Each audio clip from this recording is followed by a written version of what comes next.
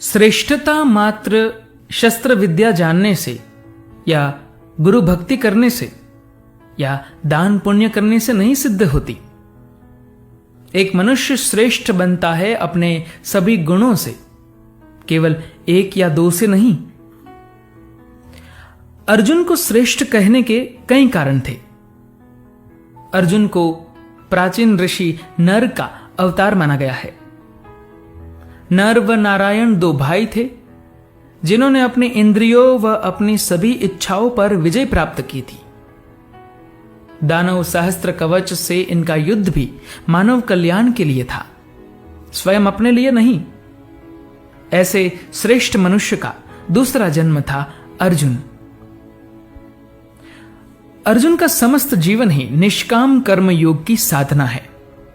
वो क्षत्रिय थे, इसलिए युद्ध करना उनका धर्म था, किंतु एक उत्तम योद्धा बनने में भी उनकी प्रतिस्पर्धा किसी और से नहीं, स्वयं से थी। उनका लक्ष्य सीख कर श्रेष्ठ होना था, ना कि किसी और से श्रेष्ठ होना। यह एक बहुत बड़ा अंतर था उनमें और कर्ण में। उन्होंने युद्ध के माध्यम से जो भी जीता वो सब अपने ज्येष्ठ भ्राता युधिष्ठिर को अर्पण कर दिया, अपने लिए कुछ नहीं रखा। जब दान किया तो उसके बदले में अपने लिए कुछ नहीं लिया। उन्होंने युद्ध में गंधर्व अंगर पर्ण को जीवन दान दिया। उसके बहुत आग्रह करने पर भी बदले में कुछ नहीं लिया। वह अर्जुन को अपने अश्व व विद्या देना चाहता था, किंतु अर्जुन ने यह तब ग्रहण किए जब उसने अर्जुन से उनका आग्नेयास्त्र लिया, जीवन दान के बदले नहीं। दानवमयी को उन्होंने जीवन दान दिया और मई के बहुत आग्रह करने पर उससे कहा कि वो युधिष्ठिर के लिए सभागृह का निर्माण करे, अपने लिए कुछ नहीं। उन्होंने किसी के जीवन को अपनी प्रतिज्ञा से अधिक महत्व दिया और ब्रह्मचर्य व्रत लेने के पश्चात भी उलूपी का अनुरोध स्वीकार किया, उनकी प्राण रक्षा के लिए। यहां उन्होंने भीष्म को धर्म में परास्त कर दिया, जिन्होंने अंबा के सम्मान व जीवन से अधिक महत्व अपनी प्रतिज्ञा को दिया था। यही बात कृष्ण ने कुरुक्षेत्र में भीष्म को समझाई थी। स्वयं शस्त्र ना उठाने की अपनी प्रतिज्ञा तोड़कर।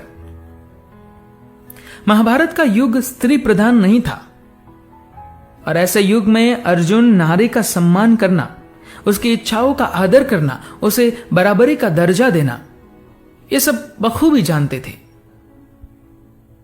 कृष्ण और अर्जुन अपने समय के फेमिनिस्ट थे। अर्जुन द्रौपदी के प्रियतम ऐसे ही नहीं थे। वो द्रौपदी को समझाते थे व उसको उन्होंने एक मित्र का दर्जा दिया हुआ था। उस युग में जब स्त्रियां पराये पुरुषों से बात तक नहीं करती थी, अर्जुन ने द्रौपदी की मित्रता अपने मित्र से कराई व उनकी मित्रता को बढ़ावा भी दिया।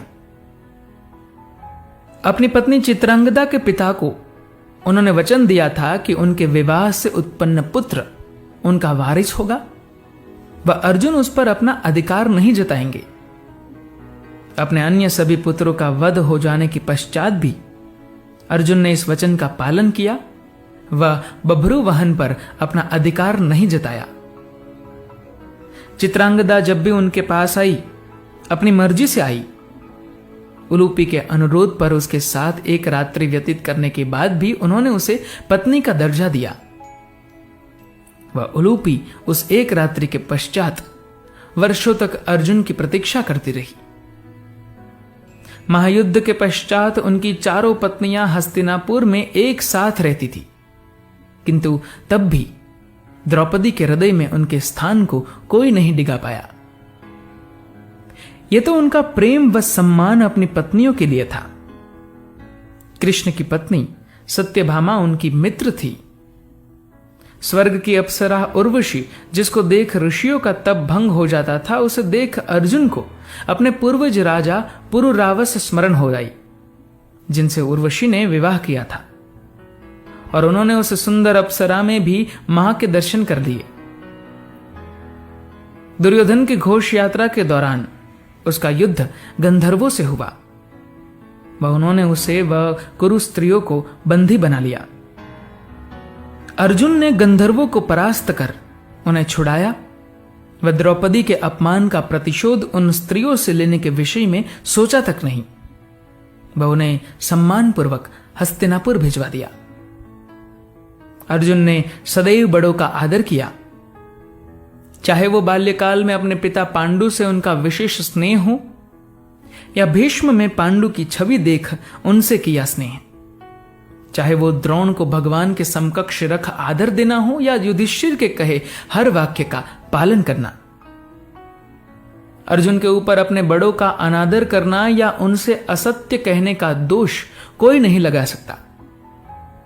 यहां तक कि युद्ध में भी जब सब योद्धा अपना आपा खो एक दूसरे को अपशब्द कह रहे थे या एक दूसरे का अपमान कर रहे थे, तब भी अर्जुन के मुख से किसी के लिए ऐसा शब्द नहीं निकला।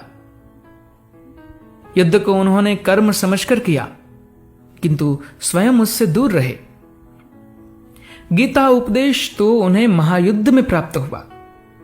उससे पहले भी कभी किसी युद्ध में अर्जुन ने अपने शत्रु का अपमान नहीं किया। बड़ों का अनादर करना तो बहुत दूर की बात है। द्रुपद उनसे युद्ध में हारने के उपरांत भी उनके युद्ध कौशल व चरित्र का कायल हो गया था और द्रौपदी की उत्पत्ति के उपरांत से उसके मन में उसके लिए वही एक वर था, अर्जुन। अर्जुन को अपने समय का सर्वश्रेष्ठ धनुर्धर व योद्धा कहा जाता था। उनकी ख्याति दूर दूर तक फैली थी, किंतु तब भी अर्जुन दंभी या अभिमानी नहीं थे। उन्हें अपने युद्ध कौशल व गांडीव पर गर्व था व पूर्ण विश्वास भी, किंतु घमंड नहीं था।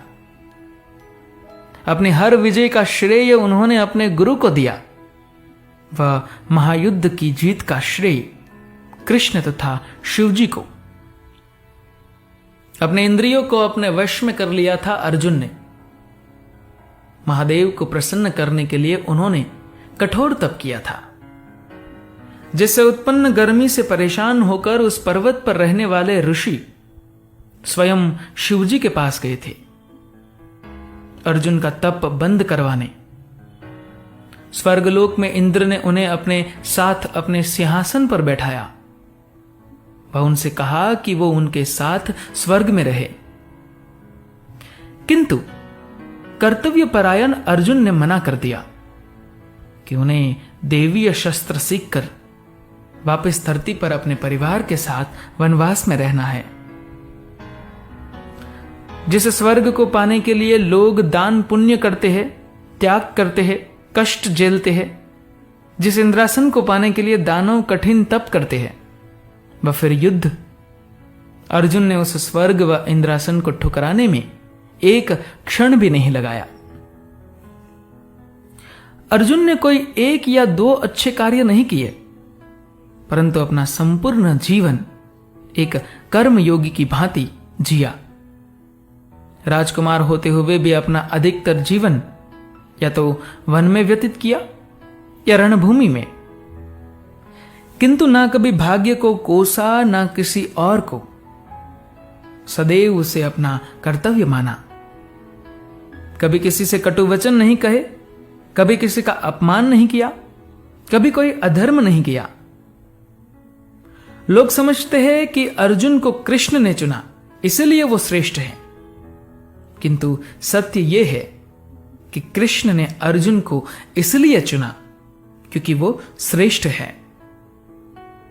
कृष्ण ने उन्हें अपना सबसे प्रिय व्यक्ति कहा, जो उन्हें अपने धन, संपत्ति, राज्य, पत्नियों व पुत्रों से, यहां तक कि अपने जीवन से भी अधिक प्रिय है। और व्यास ने उन्हें नरोत्तम कहा, सब नरों में श्रेष्ठतम। शत्रु का वध करना कोई बड़ी बात नहीं थी क्षत्रियों के लिए, किंतु उनमें से सर्वश्रेष्ठ योद्धा का युद्ध के परिणामों व होने वाले संहार के विषय में चिंतित होना, यह अपने आप में अति विशिष्ट बात है, जो मात्र एक महान योद्धा व श्रेष्ठ मनुष्य ही सोच सकता है। और इसीलिए स्वयं श्री कृष्ण ने कहा कि नरों में मैं अर्जुन हूं। धन्यवाद।